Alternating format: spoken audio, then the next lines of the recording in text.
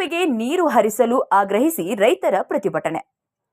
ಲಾಲ್ ಬಹದ್ದೂರ್ ಶಾಸ್ತ್ರಿ ಯೋಜನೆಯ ಮುಳವಾಡ ಯಾತ ನೀರಾವರಿ ದೇವರಹಿಪ್ಪರಗಿ ಕಾಲುವೆಗೆ ನೀರು ಹರಿಸುವಂತೆ ಆಗ್ರಹಿಸಿ ರೈತರ ಅನಿರ್ದಿಷ್ಟ ಅವಧಿಯ ಧರಣಿಯನ್ನ ನಡೆಸಿದರು. ಜನ ಮತ್ತು ಜಾನುವಾರುಗಳಿಗೆ ಕುಡಿಯುವ ನೀರಿನ ಗಂಭೀರ ಸಮಸ್ಯೆ ಎದುರಾಗಿದ್ದು, ಅಧಿಕಾರಿಗಳು ಮುಖ್ಯಮಂತ್ರಿ ಅನುಮತಿ ಕೊಡಬೇಕು ಅನ್ನುವ ಸಬೂಬು ಹೇಳುತ್ತಿದ್ದಾರೆ. ಅಧಿಕಾರಿಗಳಿಗೆ ನೀಡಿದ ಗಡುವು ಮುಗಿದಿದ್ದು, ಸದ್ಯ ಈ ಬಗ್ಗೆ ಯಾವುದೇ ಅಧಿಕಾರಿ ಇಲ್ಲಿಯವರೆಗೆ ಕಾಲುವೆಯ ಸ್ಥಿತಿಗತಿ ಪರಿಶೀಲನೆ ನಡೆಸಿಲ್ಲ ಮತ್ತು ರೈತರ ಸಂಕಷ್ಟಕ್ಕೆ ಸ್ಪಂದಿಸಿಲ್ಲ. ಆದ್ದರಿಂದ ಅಧಿಕಾರಿಗಳು ಕೂಡಲೇ ಈ ಬಗ್ಗೆ ಕ್ರಮ ಕೈಗೊಂಡು ರೈತರಿಗೆ ನೀರಿನ ಅನುಕೂಲ ಕಲ್ಪಿಸಬೇಕು. ಇಲ್ಲವಾದರೆ ಜಾನುವಾರುಗಳೊಂದಿಗೆ ರೈತರು ಪ್ರತಿಭಟನೆ ನಡೆಸುವುದಾಗಿ ಅರವಿಂದ್ ಕುಲಕರ್ಣಿ ಹೇಳಿದರು.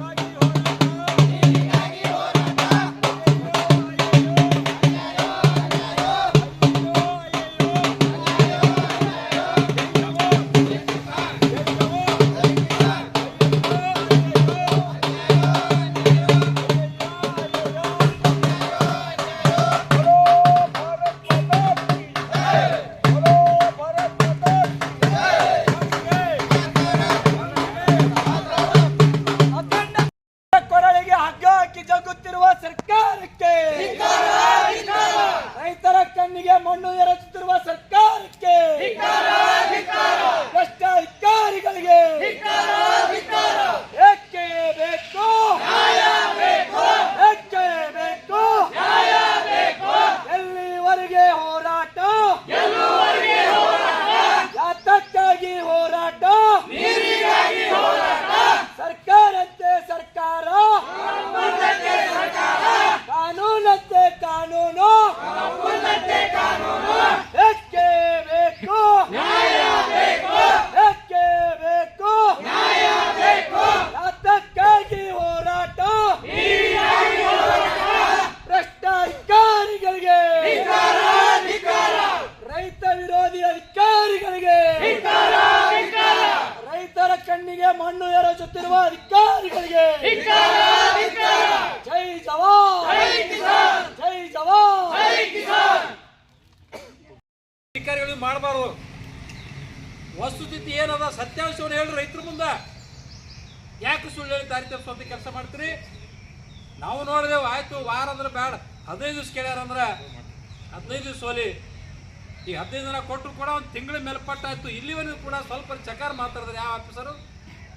ಒಬ್ಬ ಇಂಜಿನಿಯರ್ಗಳಿಗಾದ್ರೂ ಕೂಡ ರೈತರಿಗೆ ಸಂಪರ್ಕ ಮಾಡಿ, ಇಲ್ಲ ನೀವು 15 ದಿನ 8 ದಿನ ಕೇಳಿದ್ವಿ, ನಾವು 15 ದಿನ ಕೇಳಿದೆವು, ಆದರೂ ಕೂಡ ತಿಂಗಳ ಮೇಲ್ಪಟ್ಟಾಯ್ತು, ನಮ್ಗೆ ಹಿಂಗೆಲ್ಲ ಸಮಸ್ಯೆ ಅದನ್ನೇ ಹೇಳ್ಬೇಕಲ್ಲ.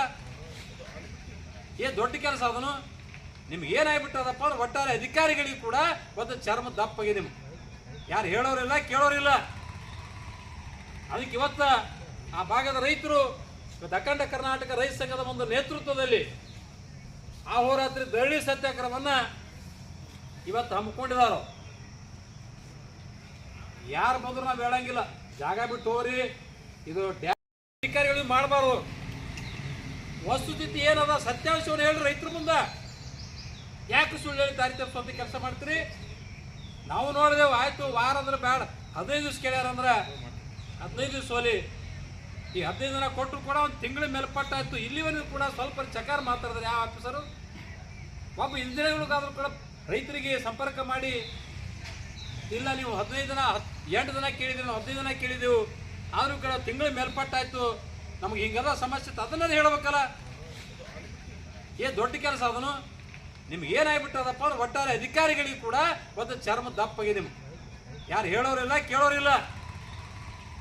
ಅದಕ್ಕೆ ಇವತ್ತು ಆ ಭಾಗದ ರೈತರು ಅಖಂಡ ಕರ್ನಾಟಕ ರೈತ ಸಂಘದ ಒಂದು ನೇತೃತ್ವದಲ್ಲಿ ಅಹೋರಾತ್ರಿ ಧರಣಿ ಸತ್ಯಾಗ್ರಹವನ್ನ ಇವತ್ತು ಹಮ್ಮಿಕೊಂಡಿದ್ದಾರೆ.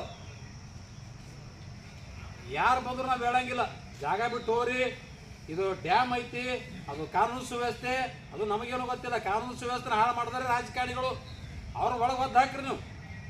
ನಾವು ರೈತರಲ್ಲ, ರೈತರು ನಾವೆಂದು ಕಾನೂನು ಸುವ್ಯವಸ್ಥೆನ ಉಲ್ಲಂಘನೆ ಮಾಡೋರಲ್ಲ, ಕಾನೂನನ್ನು ಕಾಪಾಡೋರು, ಕಾನೂನಿಗೆ ಗೌರವ ಕೊಡತಕ್ಕಂಥವ್ರು ನಾವು. ಯಾರು ನಿಜವಾಗಿ ಈ ದೇಶದ ಕಾನೂನನ್ನು ಉಲ್ಲಂಘನೆ ಮಾಡಿದ್ದಾರೆ, ಈ ದೇಶದ ಕಾನೂನನ್ನು ಮುರಿದಿದ್ದಾರೆ, ಅಗೌರವ ತೋರಿಸಿರ್ತಕ್ಕಂಥ ಈ ಜನಪ್ರತಿನಿಧಿ ವಾದೊಳಗೆ ತಾಕತ್ತಿತ್ತು.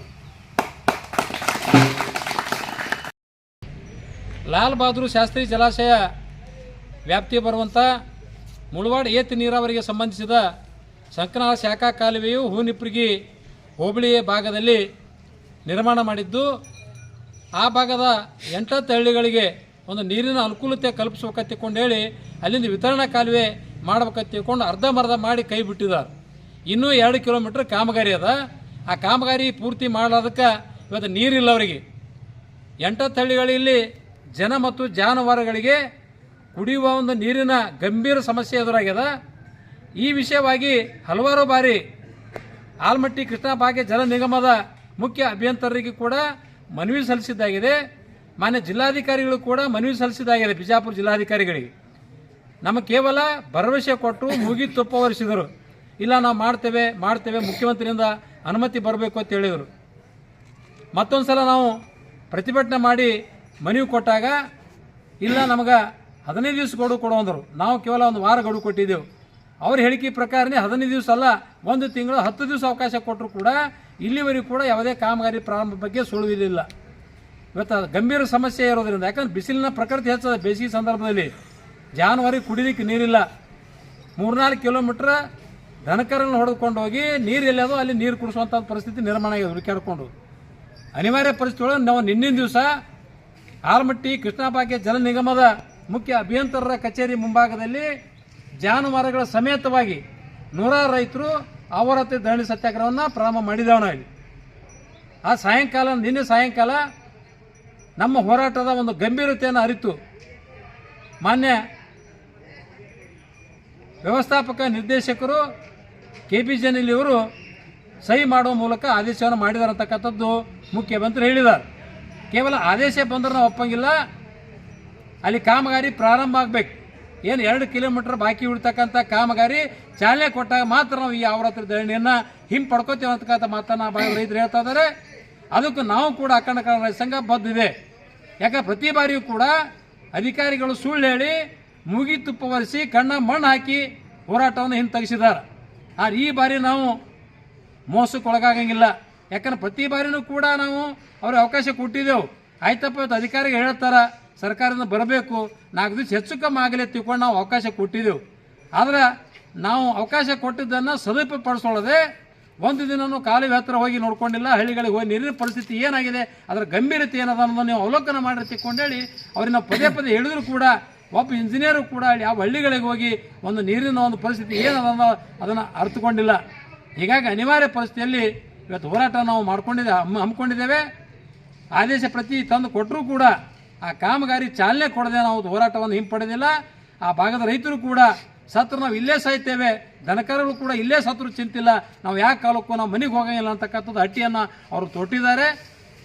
ಕೂಡಲೇ 2 ದಿವಸ ಅಲ್ಲಿ ಭಾಳ 5 ದಿವಸ ನಾವು ಅವಕಾಶ ಕೊಡ್ತೇವೆ. ಅಷ್ಟರೊಳಗಾಗಿ ನೀವು ಕಾಮಗಾರಿಯನ್ನು ಚಾಲನೆ ಕೊಡಬೇಕು. ಅಲ್ಲಿ ಚಾಲನೆ ಕೊಟ್ಟಿದ್ದಾರೆ ಅಂತಕ್ಕಂಥದ್ದು ನಮಗೆ ಗಮನಕ್ಕೆ ಬಂದ ನಂತರ ಈ ಅವರತ್ರ ಧರಣಿಯನ್ನು ನಾವು ಹಿಂಪಡ್ಕೋತೇವೆ. ಅಲ್ಲಿವರೆಗೂ ಯಾವ ಯಾವುದೇ ಕಾರಣಕ್ಕೂ ಇಲ್ಲಿಂದ ನಾವು ಎದ್ದು ಹೋಗೋದಿಲ್ಲ. ಇವತ್ತು ಯಾರೇ ಎಷ್ಟೇ ಒತ್ತಡ ತಂದರು, ಪೊಲೀಸ್ ಇಲಾಖೆ ಒತ್ತಡ ತಂದರೂ ಕೂಡ ನಾವು ಹೆದರೋದಿಲ್ಲ. ಯಾಕಂದ್ರೆ ಹೋರಾಟ ಅಂದರೆ ನಮಗೆ ಹಕ್ಕಿದೆ. ಸಂವಿಧಾನದಲ್ಲಿ ನಮ್ಮ ಸಮಸ್ಯೆಗಳನ್ನು ಈಡೇರಿಸಲಿಕ್ಕೆ ಹಕ್ಕನ್ನು ಕೊಟ್ಟಿದ್ದಾರೆ ಹೋರಾಟ ಮಾಡೋಕ್ಕೆ ಸಂವಿಧಾನದಲ್ಲಿ.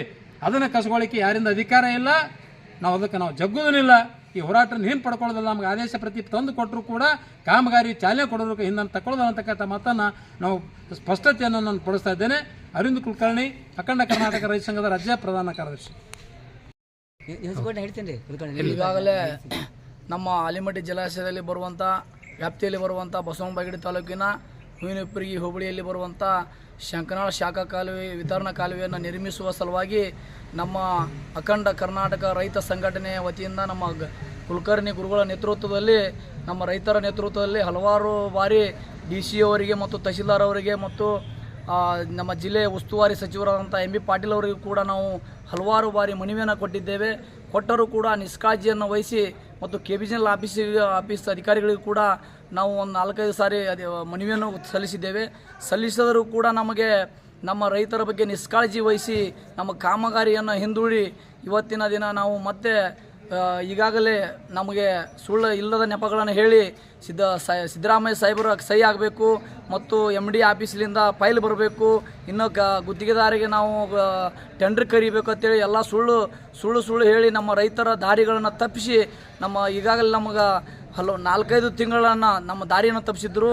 ಈಗ ನಮಗೆ ಸಾಕಾಗಿ ಇವತ್ತಿನ ದಿನ ನಾವು ಎಲ್ಲ ನಮ್ಮ ಸುತ್ತಮುತ್ತಲಿನ ಜಯವಡಗಿ, ಕಾಣ್ಯಾಳ, ಕಣಕಾಲ, ನರ್ಸನಿಗಿ, ಸಂಕನಾಳ ಮತ್ತು ಹುಯಿನಿಪ್ಪರಿಗೆ, ಅಗಸಬಾಳ ಹಲವಾರು ಹಳ್ಳಿಗಳಿಂದ ರೈತರನ್ನ ಕರೆದುಕೊಂಡು ರೈತರಿಗೆ ಇವತ್ತು ನಮ್ಮ ಹಳ್ಳಿಗಳಲ್ಲಿ 1,000 ಫೂಟ ಬೋರು ಕೊರೆದರೂ ಕೂಡ ಅಲ್ಲಿ ನೀರು ಇಲ್ಲದ ಸಲುವಾಗಿ ನಾವು ಈಗಾಗಲೇ ನಮ್ಮ ಹಳ್ಳಿಯಲ್ಲಿರುವಂಥ ರೈತರು ಬೇರೆ ರಾಜ್ಯಗಳಿಗೆ ಗುಳಿಯನ್ನು ಹೋಗಿದ್ದಾರೆ ಮತ್ತು ದನಕರಗಳನ್ನು ಕೂಡ ಮಾರಿದ್ದೇವೆ. ಮಾರಿ ಇವತ್ತಿನ ದಿನ ಸಾಕಾಗಿ ಇನ್ನು ನಾವು ಗುಳೆ ಹೋಗುವಂಥ ಪರಿಸ್ಥಿತಿ ಬಂದಿತ್ತು. ಇವತ್ತು ಸಾಕಾಗಿ ಇಲ್ಲಿ ಬಂದು ಈ KBCNL ಆಫೀಸ್ ಎದುರುಗಡೆ ಬಂದು ನಾವು ಇವತ್ತಿನ ದಿನ ಅಹೋರಾತ್ರಿ ಧರಣಿಯನ್ನು ಹಮ್ಮಿಕೊಂಡಿದ್ದೇವೆ. ನಿನ್ನೆ ದಿನ ಹಮ್ಮಿಕೊಂಡಿದ್ದೇವೆ. ಇವತ್ತು 2ನೇ ದಿನ ಅಹೋರಾತ್ರಿ ಧರಣಿಯನ್ನು ನಡೀತಾ ಇದೆ. ಇವತ್ತು ಈಗಾಗಲೇ ನಿನ್ನೆ ದಿನ 100 ಜನ ರೈತರು ಬಂದಿದ್ದರು. ಇವತ್ತು 200 ಜನ ರೈತರು ಆಗಮಿಸಿದ್ದಾರೆ. ನಾಳೆ ದಿನ ಇನ್ನೂ ಹೆಚ್ಚಿನ ಸಂಖ್ಯೆಯಲ್ಲಿ ರೈತರು ಆಗಮಿಸಿ ಈ ಅಹೋರಾತ್ರಿ ಧರಣಿಯನ್ನು ಹೀಗೆ ಇವರು ಏನಾದರೂ ಸುಳ್ಳು ನೆಪಗಳನ್ನು ಹೇಳುತ್ತಾ ಹೋದರೆ ಈ ಅಹೋರಾತ್ರಿ ಧರಣಿಯನ್ನು ಹೀಗೆ ನಾವು ಮುಂದುವರಿಸಬೇಕಾಗುತ್ತದೆ. ಮತ್ತು ನಮ್ಮ ಇಲ್ಲಿ ಪ್ರಾಣ ಹೋದರೂ ಪರವಾಗಿಲ್ಲ, ನಮ್ಮ ಪ್ರಾಣ ಹೋದರೂ ಪರವಾಗಿಲ್ಲ, ನಾವು ನಮ್ಮ ರೈತರ